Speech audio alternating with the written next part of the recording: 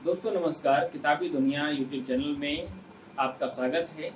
किताबी दुनिया के किताबनामा श्रृंखला के अंतर्गत आज हम आपके लिए लेकर आए हैं एक कहानी पर विश्लेषण। ये कहानी है मुर्दा स्थगित, जिसको लिखा है हमारे समय के वरिष्ठ कहानीकार महेश कटारे जी ने। महेश कटारे जी किसी परिचय के मोहताज नहीं हैं। आप में से बहुत सारे लोगों को पता होगा कि उन्हें कथाक्रम सम्मान, 2019 का शीला शुक्ल स्मृति इक्को सम्मान, योगेश्वरी सम्मान और भी बहुत सारे सम्मान उनको मिल चुके हैं। इस कहानी पर बातचीत करने का एक खास मतलब ये है कि ये सब कहानी हमारे समय से बहुत गहरे स्तर पर जुड़ी हुई है। आज के समय में जिस तरह से राजनीति का चरित्र बदलता जा रहा है, काम करने के लहजे जिस तरह से बदलते जा रहे हैं, और ख़ास तौर से कोरोना के समय में जिस तरह से हमारे पत्रकारिता का जो स्तर है वो लगातार गिर रहा है, और इन सब के बीच जो आम आदमी है उसकी अहमियत क्या बची हुई है, इसे इस कहानी के माध्यम से हम समझने और आपको समझाने का प्रयास करेंगे। इस कहानी पर बात करने से पहले मैं आपका ध्यान कुछ बातों की तरफ या कुछ घटनाओं की तरफ खींचना चाहता हूं। आपको याद होगा कि जब हिंदुस्तान में डोनाल्ड ट्रंप साहब आए थे, यानी अमेरिका के राष्ट्रपति, तो क्या कुछ अहमदाबाद में आपने देखा था। एक और घटना की तरफ आपका ध्यान मैं खींचना चाहता हूं, वो है कि जब सरदार पटेल की प्रतिमा का अनावरण किया गया था, जिसके बारे में आपने लंबी लंबी खबरें और पृष्ठ दर पृष्ठ विज्ञापनों की लड़ी देखी होगी, तब आपको एक बार जरूर ध्यान आई होगी कि ऐसा सब करने के पीछे क्या चीज़ें रही होंगी, क्या चीज़ें इसके पीछे छिपाने और आपके न जान पाने के लिए की गई होंगी। उस समय कुछ खबरें ऐसी भी आई कि वहाँ के जो आदिवासी थे उनको छिपाने के लिए उनके गांवों के बाहर बड़ी ऊंची बाउंड्रियां खड़ी कर दी गई थी, जिससे यहाँ की जो खूबसूरती है वो दिखने ना पाए, या ऐसे और भी कई तरह की चीज़ें आपको देखने को अपने आसपास मिल जाती हैं। मुर्दा स्थगित, जैसा कि इस कहानी के शीर्षक से ही आपको लगा होगा कि ये कहानी हो न हो, लेकिन एक ऐसे इंसान की कहानी लगती है जो अब लाश में तब्दील हो चुका है। और वो इंसान जो किसी गरीब परिवार का खेवनहार था, जिसके घर में बच्चे हैं, बीवी है जो काम करती है दूसरे के घरों में, लेकिन आज उसके घर का खेवनहार यानी उसका पति खत्म हो चुका है। कैसे उसको समझाना है, अपने आप को कैसे, अपने परिवार को संभालना है, और कैसे अपने पति की जो लाश है उसका अंतिम संस्कार करना है। इंसान और इंसान के बीच फर्क तब पैदा हो जाता है जब इंसान की कीमत उसकी हैसियत के हिसाब से लगाई जाने लगे, और वो हैसियत जब सत्ता में बैठे हुए लोग लगाने लगते हैं, तब पता चलता है कि इंसान की अहमियत क्या बची हुई है, यानी आम इंसान की। इस कहानी में कहानीकार बहुत बारीकी के साथ, बिना किसी शोर शराबे के, इस बात को रेखांकित करता है कि हमारा समय जो है उसमें भले ही लोकतांत्रिक व्यवस्था में हम रह रहे हैं, लेकिन इस लोकतांत्रिक व्यवस्था में अभी भी वो सारे सामंती मूल्य कहीं न कहीं अंतर्निहित हैं, जो राजा और प्रजा के अंतर्गत ही इन सारी चीज़ों को देखते और समझते हैं। यानी चुना हुआ प्रतिनिधि, जिसको जनता चुनती है, वो अपने आप को राजा मान लेता है, और वो अपनी विलासता, वो अपने वैभव के प्रदर्शन के माध्यम से जनता को उसकी रोजमर्रा की जिंदगी से कुछ ऐसे चीजें उसके सामने प्रदर्शित करता है कि जिससे जनता उसी में फंस जाती है। आप सोच करके देखिए कि क्या जनता को इस तरह के जो प्रदर्शन के जो तरीके हैं या इस तरह की घटनाओं को अंजाम देने के पीछे का जो उद्देश्य है, क्या उसके पीछे जनता को समस्याओं से निजात दिलाने की कोई बात होती है, या फिर इस तरह के स्टंट के माध्यम से जनता को गलत तरह के मुद्दों में उलझाए रखने की मंशा कहीं छिपी हुई होती है। मुक्तबोध कहते हैं कि वे सब प्रश्न कृत्रिम और उत्तर और भी छल में, यानी बनावटी प्रश्न और फिर इससे ज्यादा बनावटी उनके जवाब, उनके उत्तर। इस कहानी में एक बात जो बार बार बेचैन करती वो ये है कि जिस लोकतांत्रिक व्यवस्था में हम रह रहे हैं वहां पर उस आधुनिक विचारों के बजाय हम उसी 18वीं शताब्दी के वैभव की प्रदर्शन प्रियता को एक साथ देखते हैं। यानी जहां पर समय हमारा आधुनिक है लेकिन पूरा हमारा जीने का, वैभव के प्रदर्शन करने का जो ढंग है वो हमारा 18वीं शताब्दी में लेकर हमको पहुंचा देता है।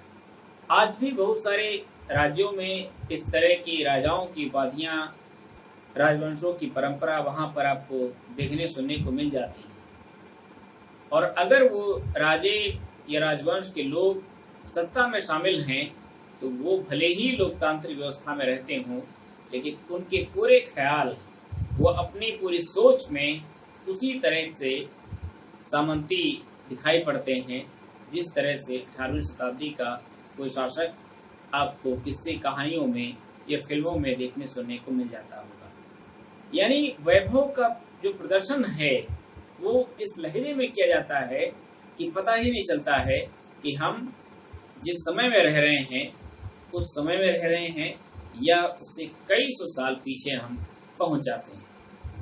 यानी एक तरह से इससे एक बात ये भी पता चलती है कि हम जिस समय में रह रहे हैं उसके हिसाब से हमारा एस्थेटिक, उसके हिसाब से हमारा सौंदर्य बोध निर्मित नहीं हुआ है। और अगर निर्मित हुआ होता तो हम निश्चित रूप से आम आदमी की जो अहमियत है, आम आदमी की जो हैसियत है वो इस समाज में, इस राजनीति में कहीं ज्यादा बड़ी होती। शहर के प्रमुख की बेटी की विदाई होने वाली है और ये इसके लिए खूब लच्छेदार भाषा में लोग कैसे रोने का नाटक करेंगे, कैसे अपने अश्रुदलों को प्रवाहित करेंगे और कैसे कैसे अपने विचारों से, अपने उन हाव भावों से इसका प्रदर्शन करेंगे, इसका बाकायदा रिहर्सल किया जा रहा है। पूरा प्रशासन लगा हुआ है कि शाही सवारी जब निकले तो जनता देखी और जनता को इस बात के लिए उसको बार बार चिट्ठियों, पत्रियों से, अखबारों के विज्ञापनों से बताया गया है कि शाही सवारी कब निकलेगी, उसका समय क्या होगा। यानी जहां पर वैभव प्रदर्शन में ही सारी चीजें खर्च हो रही हूं, सारा पैसा राज्य का खर्च हो रहा हो, उससे पता चलता है कि जनता राजनीति के केंद्र में कितनी है। जनता के विपरीत जो हमारे वैभव प्रदर्शन के जो कृत्य हैं उनकी कितनी उपस्थिति वहां बची हुई है या बनी हुई है। इस शाही प्रदर्शन में सब कुछ व्यवस्थित किया जा रहा है और इसके लिए पूरा प्रशासनिक वर्ग लगा हुआ है। क्या प्रशासनिक वर्ग, उसके पास यही उत्तरदायित्व तो बचा हुआ है कि वो सिर्फ एक आदमी के वैभव प्रदर्शन के लिए, भले ही वो राजनीतिक प्रमुख क्यों न हो, उसको इस बात अधिकार दे दिया जाए कि वो जनता के पैसे को इस तरह से उस शान को बढ़ाने के लिए खर्च किया जाए। ऐसे में उन सारी बातों का ख्याल रखा जाता है कि जो इस वैभव के में कहीं भी कमी लाने वाली होती है, यानी वैभव प्रदर्शन में कहीं कोई सवाल खड़े कर देने वाली होती है। राजा की या चुने हुए प्रतिनिधि की तरफ संकेत करती है। अखबारों की खबरों से लेकर के लोगों की मानसिकता तक प्रचारित किया जा रहा है कि शाही सवारी निकलेगी तो क्या कुछ होगा, कैसा उसका प्रभाव जनता पर पड़ेगा। दरअसल जनता को आम जीवन से जुड़ी हुई जो चीजें हैं उनसे भटकाने का लगातार प्रयास किया जाता है, जिससे जनता इन सारे जो रोजमर्रा के जीवन की जो स्थितियां हैं उनसे कम वो निकल पाए, उनसे अपने आप को अलग रखे और इसी तरह के रोजमर्रा से अलग कुछ जिंदगी में नए तरह की हलचल पैदा करने वाली, नए तरह की उत्सुकता पैदा करने वाली चीजें घटित करके ही जनता को बाकी सारी चीजों से अलग कर दिया जाता है। कोरोना काल में जिस तरह से मजदूरों के सवाल को चाहे बिहार के चुनाव में हो या उपचुनाव में हो जिस तरह से दरकिनार किया गया, उससे आपको पता चल रहा होगा कि राजनीति कैसे आम जीवन के सवालों को उनको कैसे दरकिनार करती है। इसका आपको कई सारी घटनाओं में प्रमाण मिल चुका होगा। मैं आपका ध्यान यहाँ पर इसलिए केंद्रित करना चाहता हूँ कि इतनी सारी समस्याओं दरकिनार करके उन समस्याओं पर बिना गौर किए हुए उनको फालतू का या उनको अप्रासंगिक करार देने वाले जो लोग हैं, दरअसल वही आज हमारे सत्ता के शीर्ष पदों पर बैठे हुए हैं। ये बात मैं इसलिए कह रहा हूं कि ये बात सत्ता के चरित्र को रेखांकित करती है कि जहां पर सरकारें किसी भी पार्टी की होती हैं, लेकिन अपने वैभव के प्रदर्शन की जो उनकी कामना है वो लगभग आपको सभी में एक जैसी दिखाई पड़ेगी। नहीं तो क्या कारण है कि जब एक तरफ जनता की समस्याएं लगातार बढ़ती जा रही हैं और वहां पर कोई गौ कैबिनेट बना रहा है तो वहीं कहीं पर गौ के संरक्षण के लिए कुछ और कानून बनाए जा रहे हैं, तो कहीं पर लव जिहाद के लिए कानून बनाए जा रहे हैं। क्या समस्याएं जनता की यही बची हुई हैं या इन समस्याओं के माध्यम से सिर्फ और सिर्फ आम आदमी की जो समस्याएं हैं उनको उपेक्षित करने का एक पूरा षड्यंत्र चलाया जा रहा है। इस कहानी में एक घर का जो खेवनहार है उसको चलाने वाला जो आदमी है वो चला गया है और अब पूरा प्रशासनिक वर्ग लगा हुआ है इस शाही सवारी के रास्ते में वो मुर्दा आने न पाए, और अंततः उस मुर्दे को किनारे लगा दिया जाता है। किनारे लगाने के लिए एसपी और डीएम से लेकर के सारा प्रशासनिक वर्ग लगा हुआ है कि कहीं भी नजर न पड़ने पाए।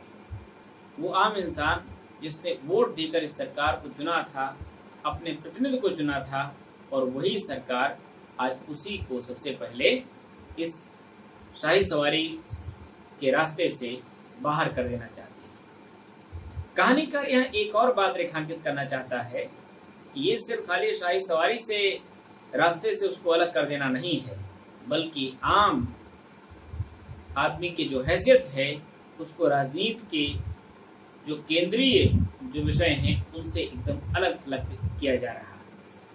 और इस अलग थलग करने की प्रक्रिया में आम इंसान से लेकर के समाज को दिशा देने वाले जिस चौथे स्तंभ की बात बार बार की जाती थी पहले, आज की तुलना में उसका उसका कोई जिक्र करना अपने आप में सही नहीं है, क्योंकि चौथा स्तंभ तो अब रहा नहीं। वो लोग इसमें शामिल हैं। एक पत्रकार की कहानी इसमें आई हुई है। पत्रकार एक लेख लिखता है निराला जयंती पर, उस लेख को लेकर के काफी सराहना होती है। तभी किसी का फोन आता है कि उसी दिन किसी कंपनी के मैनेजर ने कहीं पर उद्घाटन किया था और उसकी खबर नहीं छपी और निराला का एक आधा पेजी लेख छपा हुआ है, यानी निराला पर आधा पेज का एक लेख प्रकाशित हुआ है। मालिक सीधे से कहता है कि क्या निराला से आप विज्ञापन ला सकते हैं, और अगर नहीं ला सकते हैं तो आधा पेज खराब करने का मतलब क्या है।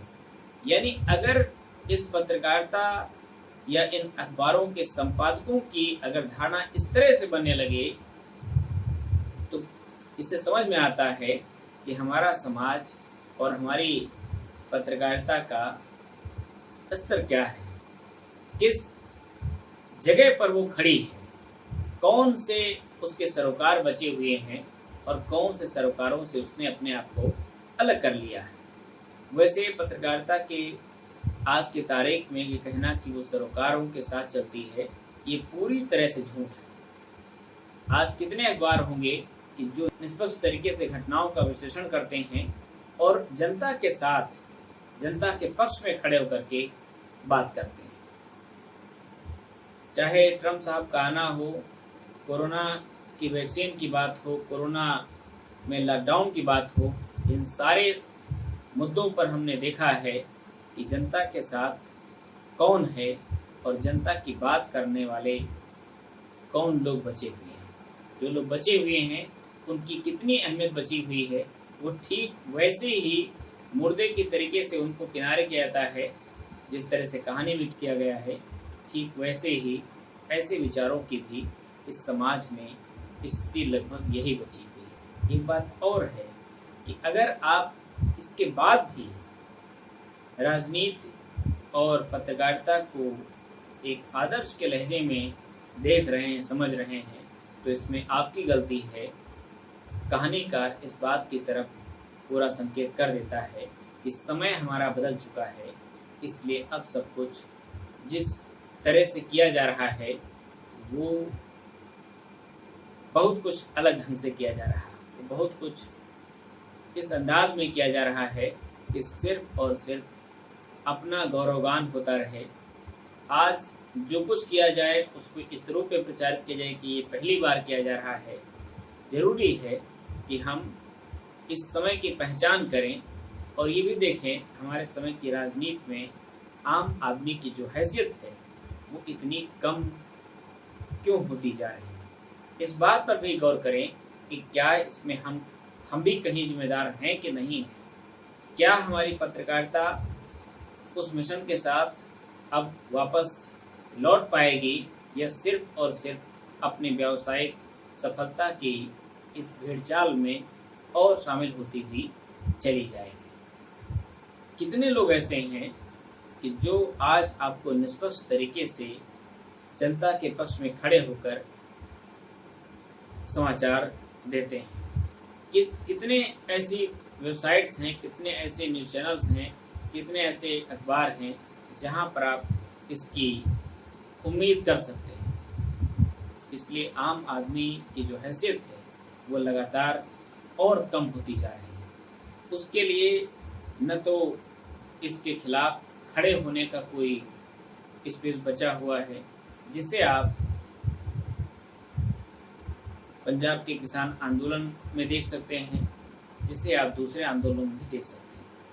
एक और बात है कि जिस शहर को लेकर के हमारे मन में बहुत तरह की धारणाएं होती हैं कि वहाँ पर सभ्य और इस समाज के जागरूक लोग होते हैं, वहाँ की हालत ये है कि वहाँ सिर्फ और सिर्फ लोग तमाशाई बन करके रह गए हैं।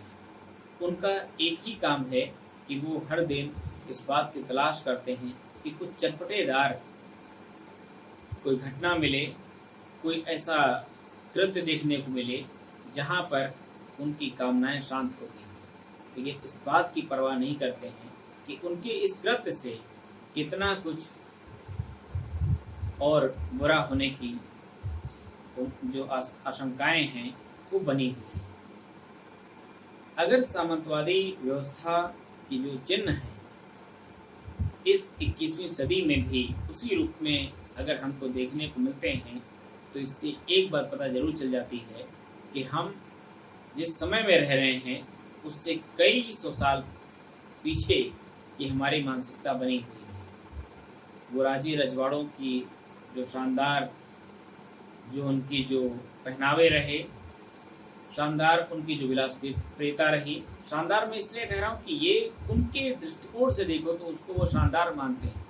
मेरी और आपकी नज़र में उस शानदार होने का कोई अर्थ नहीं है, वो सिर्फ और सिर्फ विलासता है। चाहे वो पहनावे को लेकर के हो या उनके जीवन जीने के ढंग को लेकर के हो, दूसरे के शोषण पर टिकी हुई है। इसलिए इसको इसी रूप में जानना और समझना चाहिए। इस बात को सबसे पहले उस पढ़े लिखे वर्ग को समझना है जो हर स्थिति में व्यवस्था के साथ खड़े होने में ही अपनी पूरी कोशिश लगाए रखता है। पूरी कहानी पर गौर करते हुए इस पूरी व्यवस्था को समझने के लिए जरूरी ये है कि हम आम आदमी के दृष्टिकोण से कहानी को पढ़ने का प्रयास करें और उस कहानी में उन पात्रों को जरूर समझने का प्रयास करें कि जो अपनी पूरी इस लोकतांत्रिक व्यवस्था में पूरी आस्था होने के बावजूद उनकी जो स्थिति है और दयनीय होती गई है।